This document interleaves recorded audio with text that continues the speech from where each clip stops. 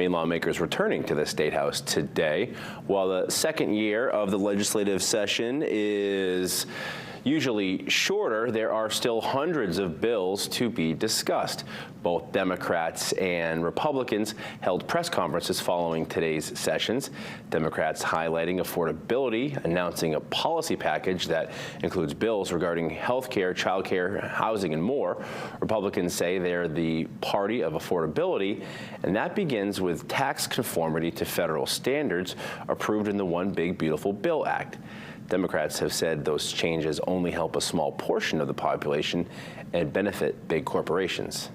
Democrats have been in complete control here for the last 8 years. If they have an issue with why things are more expensive right now, the only thing they ought to be doing is holding up mirrors and signing resignation letters instead of lying to Maine people downstairs like they're doing right now, saying that they're going to somehow do something about the affordability issue. These are bills that are focused on the challenges that Maine people are facing every day when they wake up. Yeah. You know, the thing that they're thinking about is not what my Republican colleagues are saying on their social media pages. They're thinking about what is it that is impacting my wallet.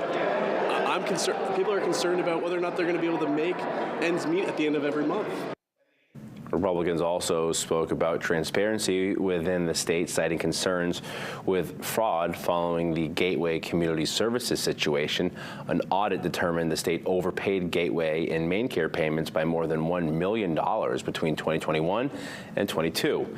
In response, Democratic leaders say they hope to crack down on any potential fraud cases that might be happening throughout the